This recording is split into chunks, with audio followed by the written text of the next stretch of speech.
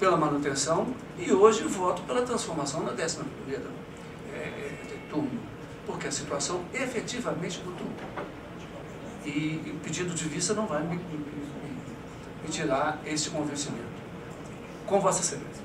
Apenas um esclarecimento, desembargador Márcio. Na verdade, o pedido de vista não instrui o processo, mas em razão dos requerimentos pelo desembargador Paulo Maurício, que era juntado de documento, pelo desembargador Márcio Flávio, reiterados pelo desembargador Berg, sim, haverá instrução pela administração. Porque sim. Então, efetivamente, o julgamento se iniciou, mas não vai ser concluído hoje, porque qualquer desembargador poderá rever a sua decisão, o seu voto. Então haverá instrução nesse sentido. Mas eu voto é isso. Pois não. Desembargador Enas. Bom, senhor presidente, embora essa pareça ser a primeira vez que vou manifestar sobre a criação da turma de recursão de Juiz de Fora, não estava aqui, não era membro deste tribunal pleno, e quando da criação, e não há aqui na minha fala nenhuma crítica contra a criação, obviamente, mas, ora, membro ainda do primeiro grau, aqui atuava, né, em substituição, participei das discussões, tive a oportunidade de me manifestar informalmente. Já na gestão do desembargador Eduardo Lobato, ele correu um ofício em todos os gabinetes, onde parece que da época ele já se imaginava em discutir essa conveniência já aí da manutenção da turma recursal de Juiz de Fora, e penso eu, imagino que isso seja um documento público, já consta nos anais do tribunal, a única manifestação do desembargador que instruiu esse processo, né, que foi encaminhado pelo desembargador Eduardo Lobato à época. Ainda a turma era composta ainda pelo desembargador Zé Miguel, o desembargador Heriberto, né, nossos saudosos amigos aqui enquanto componentes da turma do Tribunal Regional. E eu já tinha minhas restrições pessoais quanto à necessidade, à conveniência, à oportunidade de o nosso regional criar uma turma recursal. E naquela época, eu estava até procurando aqui pelo link do meu gabinete essa minha manifestação, já havia deixado registrado alguns elementos de convicção que eu tinha todas as ressalvas de respeito e de prestígio a quem assim se posicionou à época, mas a minha manifestação de sentimento da necessidade dessa criação. E isso, ao longo do tempo, agora já como desembargador do tribunal, e a experiência com que fui vivenciando essa prática, né, digamos assim, da turma recursal de Juiz de Fora, não se alterou ao longo do tempo.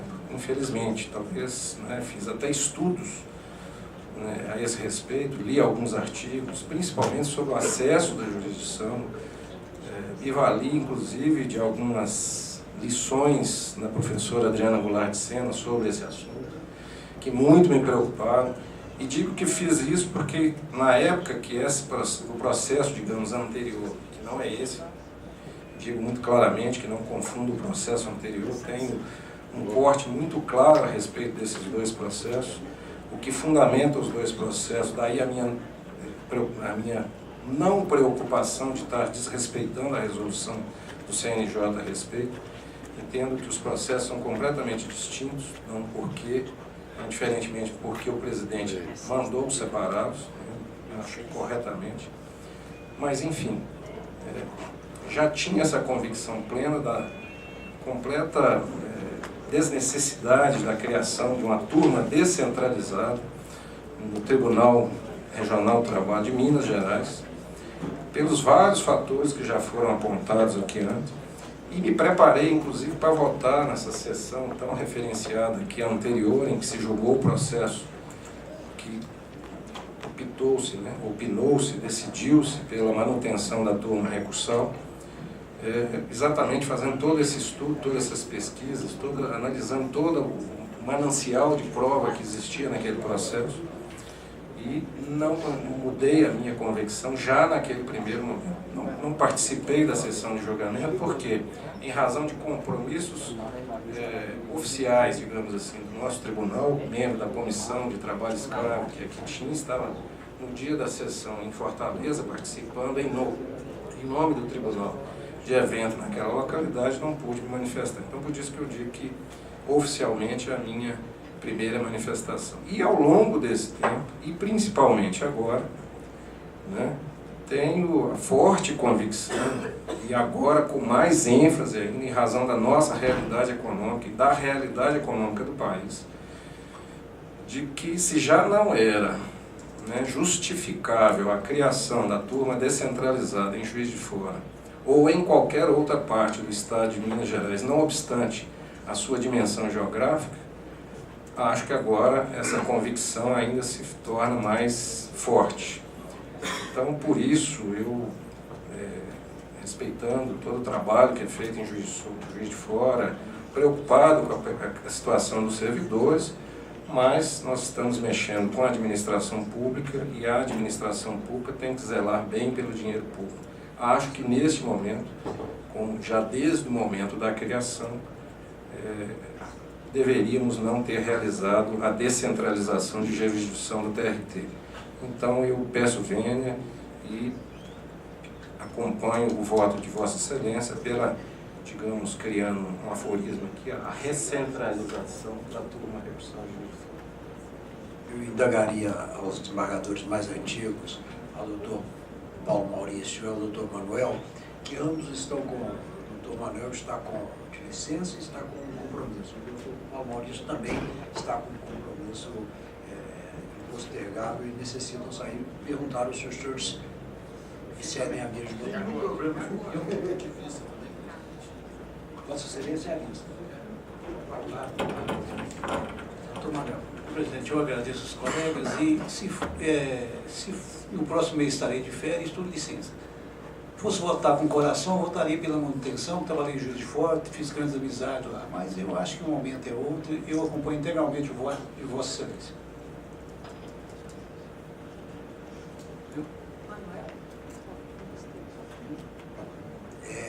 Vossa Excelência está acompanhando? Não, acompanho o voto e peço licença para retirar. Pois não.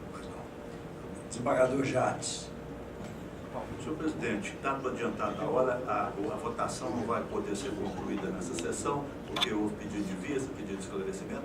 Eu vou me reservar para aguardar esse esclarecimento e voto na próxima sessão. Pois não. Desembargador Marcelo. Senhor presidente, em regra, eu normalmente sempre votei, tendo pedido de vista, eu votei após o retorno da vista. Mas nesse caso, com todas as vênias e sem demérito daqueles que estão pedindo a vista, eu acho que nós já temos elementos suficientes para poder nos manifestar.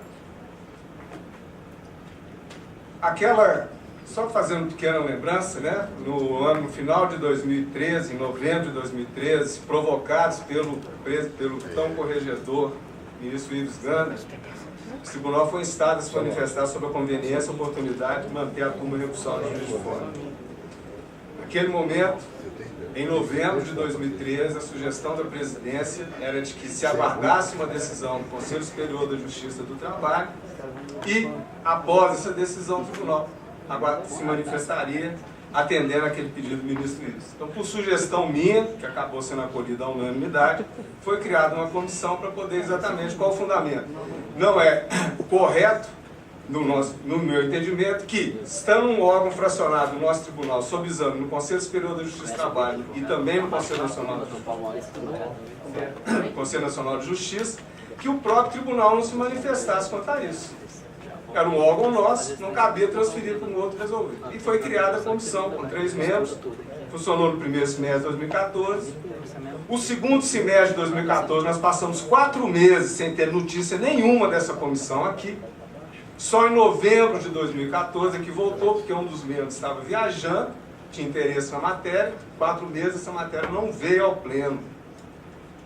E em novembro voltou para poder trazer novos esclarecimentos. Eu acho até que aquele trabalho da comissão, com todo o respeito, embora o nosso presidente não esteja no momento aqui, poderia até instruir essa atual discussão sobre conveniência e oportunidade. Diferentemente do despacho do eminente presidente, que entendeu por determinar o arquivamento do processo 495-2013-003-003-MA, objeto do Tribunal Pleno, porque o seu objeto foi de apuração da legalidade ou ilegalidade da manutenção da turma recursal de Juiz de Fora. Data máxima vênia, uma simples leitura do acórdão de lavra do eminente desembargador Zé Murilo, dá para ver o seguinte: turma recursal de Juiz de Fora, manutenção, conveniência. O Conselho Superior da Justiça do Trabalho, CSJT, em sessão realizada em 27 de março de 2015, decidiu que a Resolução Administrativa 66/2007 não ultrapassa a margem da discricionalidade que remanesce ao administrador do Tribunal Regional do Trabalho da Terceira Região, na escolha do meio, modo e comportamento de adoção de solução mais adequada para a entrega da prestação jurisdicional, o que levou esse tribunal, na sessão do dia 16 de abril, a decidir pela conveniência de sua manutenção. Conclui o acórdão dizendo: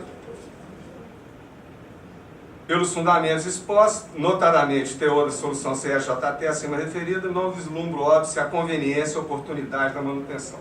Então, aquela solução não foi sobre legalidade e oportunidade. A legalidade, inclusive, examinou o acórdão do CSJT CA 501/12/2012, que no item 1 falou do recurso administrativo do Sindicato Citraen, que esse foi negado. No item 2, provimento, controle administrativo, disse que não havia ilegalidade, mas afirmou com todas as letras, o que inclusive gerou muito debate, se teria perdido o objeto ou não aquela discussão, dizendo que não ultrapassa a margem de discricionalidade que remete ao administrador do Tribunal Regional do Trabalho, Terceira Região, na escolha do meio, modo e comportamento de adoção da solução mais adequada para a entrega jurisdicional.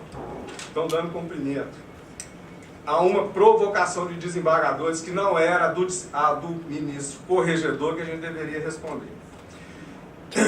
Essa comissão ficou 1 ano, 4 meses esperando uma solução, trouxe dados que poderiam ser até aproveitados, como eu disse nesse, até para conveniência e oportunidade. Mas mesmo com essa comissão, algumas coisas ficaram sem resposta. E o que não justifica discutir mais. Por exemplo, por que nós não ficamos sabendo, nem pela comissão, nem pela própria administração, que tinha mais de 200, cerca de 200 processos retidos na distribuição em Juiz de Fora. E que foi necessário, inclusive, fazer um mutirão em Juiz de Fora. Mesmo tendo 1 ano, a comissão discutindo sobre processo, quantidade de processos, tinha 200 processos guardados. E quem descobriu foi o corregedor, o ministro Brito Pereira.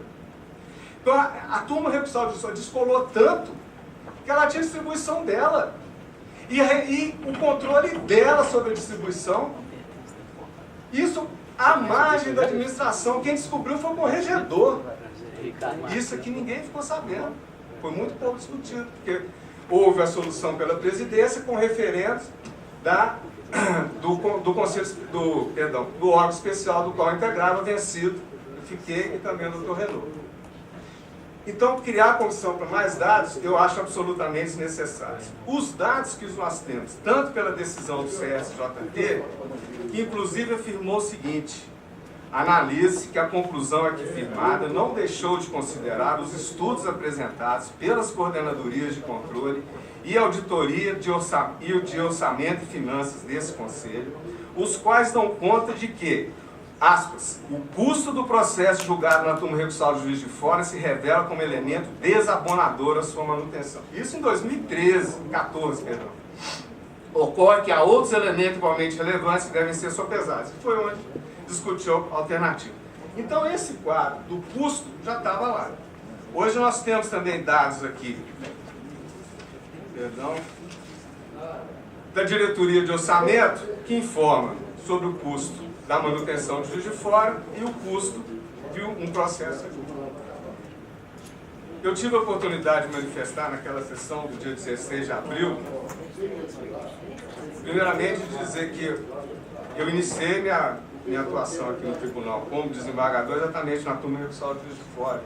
Então, absolutamente não é nada pessoal, pelo contrário, extremamente bem recebido lá, tanto pelos servidores, pelos componentes daquela turma, o doutor Zé Miguel, o doutor desembargador Zé Miguel, desembargador Heriberto, pela OAB, pelos servidores, não absolutamente, não é nada pessoal, pelo contrário. Tem muita honra de ter atuado naquela turma e foi muito importante. Mas eu acho que hoje a gente retoma uma discussão que já deveria ter sido feita e foi feita de uma forma aprofundada, mas lembrando que a turma foi mantida por um voto que, sintetizando quase ao final, foi dito, já que existe, continua. Para mim é um fundamento muito fraco. Então, com todo respeito às situações diferentes, Vossa Excelência, com toda a sua elegância, tratou da forma irrepreensível essa discussão. Eu acho que algumas coisas também devem ficar claras. O número de desembargadores do tribunal é definido em lei, nós somos 49. Nós não estamos, quando a expressão extinguir a turma de juiz de fora, não é agora, porque não vai se extinguir uma turma do tribunal, por óbvio. Não se vai colocar desembargadores em disponibilidade, por óbvio. Por quê? Porque a lei fala que nós somos 49. 11 turmas com 4 e mais administração com 5. Esse foi o critério da lei. Então, essa turma de juiz de fora que foi descentralizada, como diz o desembargador Hermes, será recentralizada. Então, é simplesmente trazer de volta ou suprir aquela a experiência que foi feita, que em muitos momentos foi extremamente salutar, teve o seu papel, mas que no atual momento, junto a essa conjuntura, me parece de fácil constatação o uso indevido do dinheiro público, não de forma ilegal, mas indevido no custo, quando teria-se outras despesas mais pertinentes, como foi apresentado tanto pelos nossos dois corregedores, no caso Monte Azul, os exemplos que foram citados. E também procurando ser o mais sereno possível, embora eu sempre entenda sereno, mas às vezes a forma como eu falo fica mais acentuada, eu vou pedir vênia acompanhar integralmente o voto de Vossa Excelência, para que seja reinstalada a 11ª turma em Belo Horizonte, né, acabando com essa desigualdade, porque se tem menos processo lá, é desigual em relação daqui. Se tem mais, é desigual também. E se hoje é igual, nós vamos votar daqui a pouco a discussão de mais um membro para aquela turma, que foi uma das resoluções que o CSJT determinou. Ela pode continuar, mas vai ter que ter 4. E agora nós vamos ter o 4. Se está igual, vai ficar desigual, porque o que era dividido por 3 vai passar a ser dividido por 4. Então, até em questão de isonomia para todos, também fundamento isso. E reporta aos demais fundamentos que eu trouxe, questão de uniformização de jurisprudência. O tribunal é um único. Nós, como o doutor Fernando falou, nós não examinamos o que está naquela jurisdição, como aqueles desembargadores naquela jurisdição não examinam os outros processos. Quando nós temos algum tipo de conflito, de onde que vai surgir, onde só uma turma existe, onde vai haver, eventualmente, isso serve para empregado e serve para empregador. Independente da decisão, não há, a decisão fica monolítica. Isso já me manifestei. Então eu peço, Viane, com todo respeito, à vista pedida, e até faria uma sugestão a Vossa Excelência, me permitir. Como está essa discussão sobre a instrução e a necessidade de juntada de alguns documentos que estão de posse da administração, que vão fazer, uma sugestão para que seja dado um prazo, porque a vista é de 10 dias por força regimental. Um prazo, por exemplo, até a semana que vem, ou até na sexta-feira da semana que vem, de 26, para que sejam esses dados da administração juntados aos autos, e a partir da segunda-feira, 29, inicia o prazo da vista regimental, para que não tenhamos argumentos para, trouxe o documento, agora vão abrir vista para ver o documento. Então já estabelece isso, acho que a intenção de todos é ter uma solução, vá para um lado ou vá para o outro, mas que se tenha uma solução. Então daí a minha sugestão de que a vista de 10 dias, que impõe o retorno na próxima sessão, é o...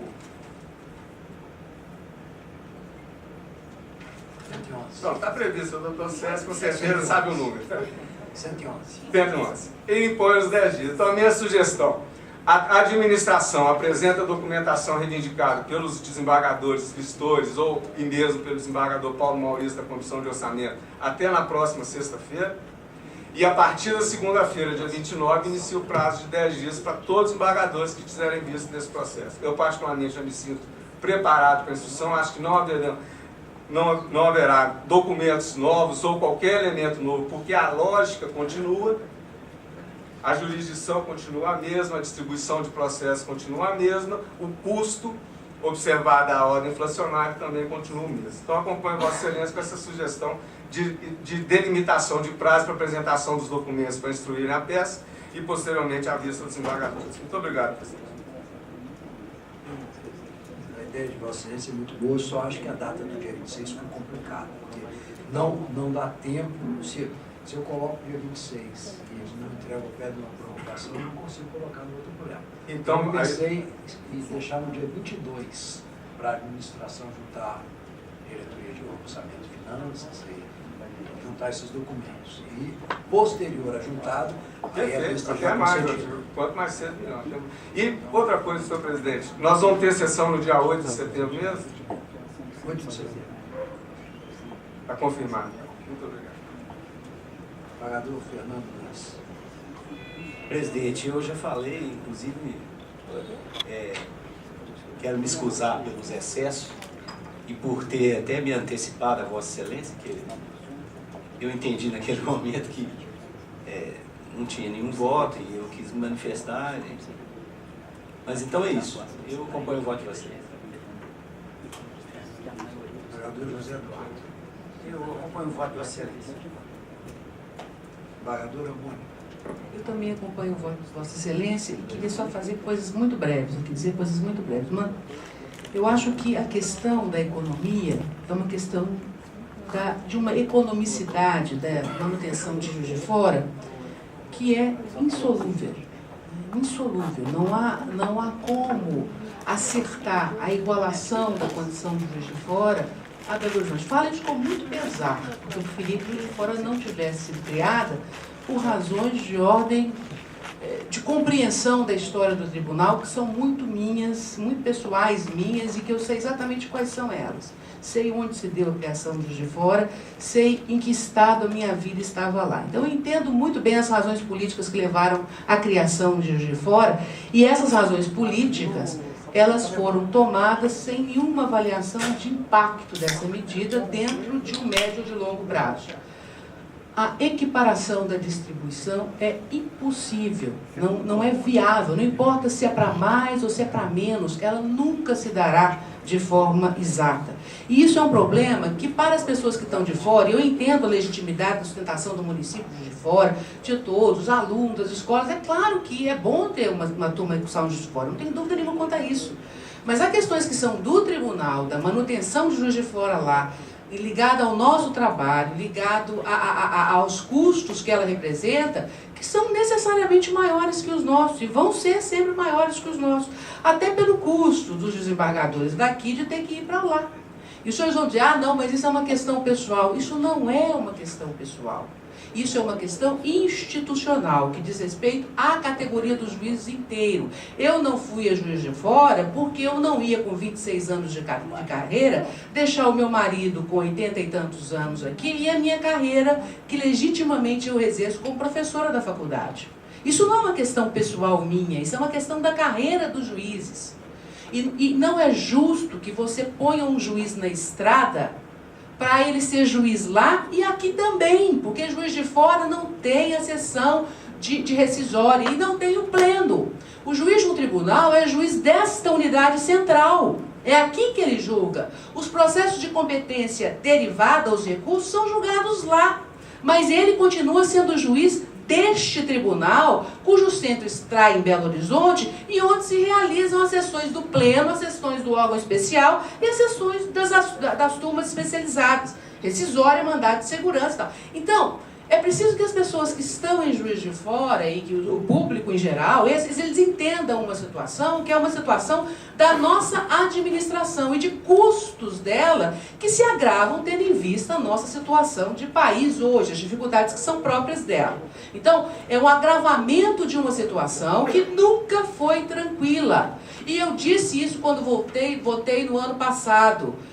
Não importa, se a decisão hoje aqui foi pela manutenção de Juiz de Fora, na hora que nós fecharmos a porta ali no lanche, nós vamos continuar falando de Juiz de Fora aquilo que os juízes de Juiz de Fora não merecem. Porque o Ienato é um colega excepcional, meu colega de concurso, um juiz excelente e desembargador excelente, eles não merecem isso. Então, quando eu digo isso com toda clareza, eu estou dizendo algo que é de conhecimento geral. As dificuldades são inúmeras e elas não vão ser superadas. A questão dos servidores, muito bem, é um problema gravíssimo, mas para mim, sinceramente, um problema maior é dar a eles a expectativa de que há alguma estabilidade na manutenção de Juiz de Fora, porque não há. Independente do resultado, se o resultado é que for o mesmo da vez passada, não significa isso uma estabilidade, porque os problemas continuarão. Os problemas de gestão disso continuarão. Então, digo isso muito sentido. Eu preferia não estar aqui hoje, como eu preferia não estar aqui no ano passado, dizendo isso, porque foi a criação de algo dentro de uma política administrativa, com todo respeito a quem votou naquele sentido, que não considerou impactos reais do exercício de jurisdição, a começar pela impossibilidade absoluta de igualação da distribuição. Não me importa se para mais ou para menos. Isso para mim é uma questão irrelevante. Eu não vou ficar competindo distribuição com outro gabinete. Não me importa, ela tem que ser igual. Ela tem que ser absolutamente igual e ela nunca será. Então, desculpem também se eu fiquei emocionada, eu confesso que eu concordo com o doutor César, não há emoção nesse sentido de coisa, mas é preciso dizer as coisas com muita clareza e com muita franqueza em relação a isso. É duro dizer isso, não é fácil, mas eu acho que o tribunal tem que tomar uma decisão clara sobre isso e parar de falar mal de Juiz de Fora atrás das portas, como tem falado desde 2007. Então, digo isso com muita... Me perdoem dizer isso, mas ninguém fala de Juiz de Fora comigo mais. Então essa é uma realidade. E eu acho que os juízes de Juiz de Fora não merecem isso. E nem os servidores. Então por isso eu voto, acompanho o voto do Dr. Ricardo e não vou votar na próxima. Na próxima eu prometo que não vou falar nada. É isso. Desembargadora Camila. Eu também quero antecipar meu voto e faço minhas razões de decidir do presidente, acrescida por todos os outros que também votaram no mesmo sentido, pela extinção da turma recursal de Juiz de Fora. Vereador Paulo Chaves Correia Filho. Reservo para votar na próxima sessão. Vereadora Maria Estela Álvares. Eu vou adiantar o voto. Eu vou estar de férias no mês que vem, pode ser que eu não consiga comparecer esse pleno seguinte. E eu voto no sentido de acompanhar integralmente o voto proferido pelo desembargador Monrado. Vereador Luiz Ianacão. De eventual manifestação nesse período de posição de vista, eu vou antecipar o meu voto também pela manutenção da turma. O senhor tem mais algum documento que o senhor queria que seja juntado às autas, alguma coisa? Bem,